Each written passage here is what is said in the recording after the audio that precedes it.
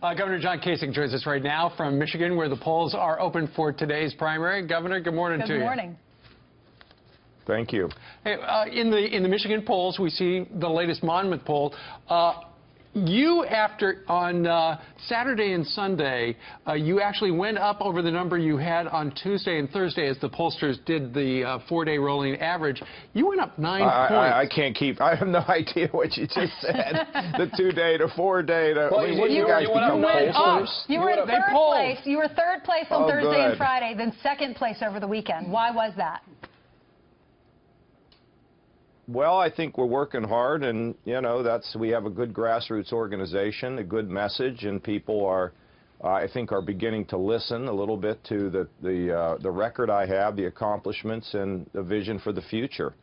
So, been all over the state. We'll be all over the state again today, and people here are just great, and we've made a big effort. We seem to do pretty well when our team focuses in a particular area. And Michigan's a big state. When we focus, we tend to do pretty darn well, and so that we'll have these results tonight. Obviously, we hope they're going to be good, and then we go to Ohio, where I'm going to win, and then we'll do more television. How's that? So, Governor, you say that's great for us. Governor, you say you do better when you focus. Has that been a problem in the past, getting your campaign to focus? Well, no. When we have an ability to campaign our plan, let's face facts. Folks, the people who make the television are people who say, who get into squabbles, yelling back and forth. That's who you put, that's what you focus on. And you don't focus on somebody that says, hey, I can actually fix these problems. I can tell you what we can do about job growth and wage growth and what we're going to do for our kids. I mean, that's pretty boring for television. Well, you were on television. They want these big fights.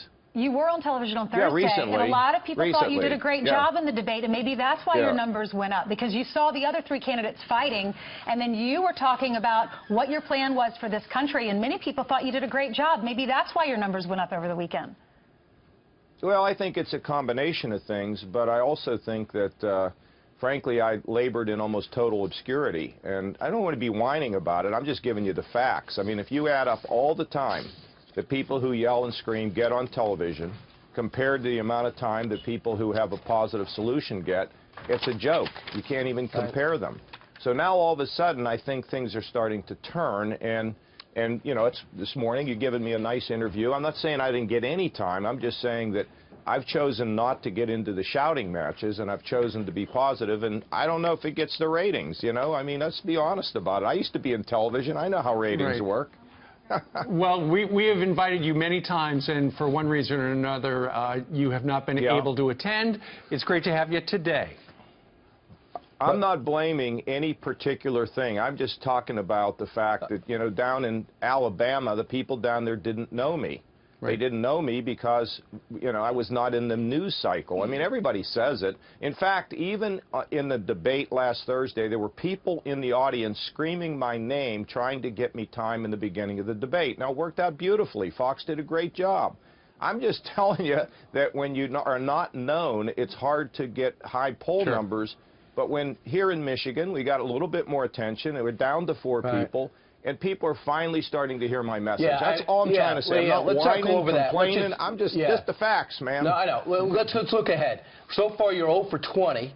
You're going to you hope to win in Ohio. You hope to contend in Michigan. But the next time I'm not 0 for 20. I'm not 0 for 20. We pick up delegates in so many of these states, and we're going to pick up more delegates. Right. It's a matter of accumulating delegates. Governor, the next time you're going to contend again is the 26th of April, and it seems as though you want to outlast Marco Rubio and get to the convention. And you say the contested convention would be exciting. In what respect? Well, first of all, look, we're focused here in Michigan today. We want to do as well as we can do here, and then we go to Ohio. We'll be in Illinois also, where we're rising there as well. And we're now getting on home turf. Brian, you understand this better than anybody. In March Madness, you want to play home games, and we're getting closer and closer to home games.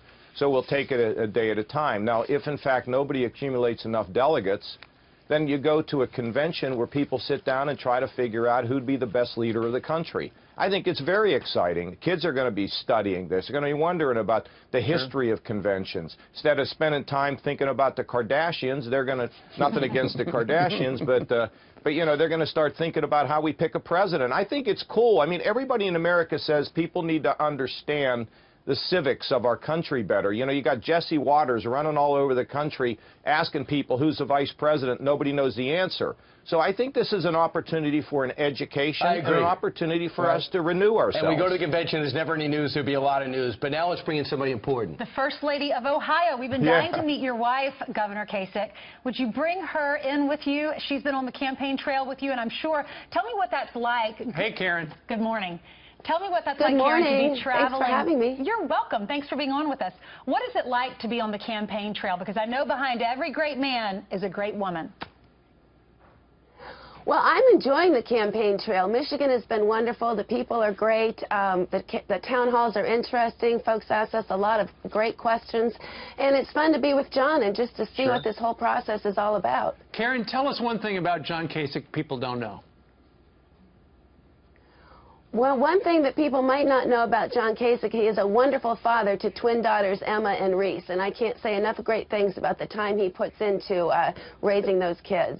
That is wonderful, and there's a nice... Well, what about my being a great golfer? Oh, and a great golfer. I forgot that part, Oh, yes. look at that. There are you. Hey, how great was it? You're right. How great was it to be on stage with Governor Schwarzenegger yesterday? Well, Arnold has been a friend for a long time, so it's always great to be with him, and he was very gracious, and I certainly appreciate his endorsement of my husband. Well, we know you've got a very busy day today, and look at this. We're giving your wife the final word. John and Karen Kasich, thank you very much for joining us today from Lansing, Michigan, and good luck to both of you. Thank you all for having us. Thank you. Have a great day. Well, Governor Kasich is ticking up in the polls.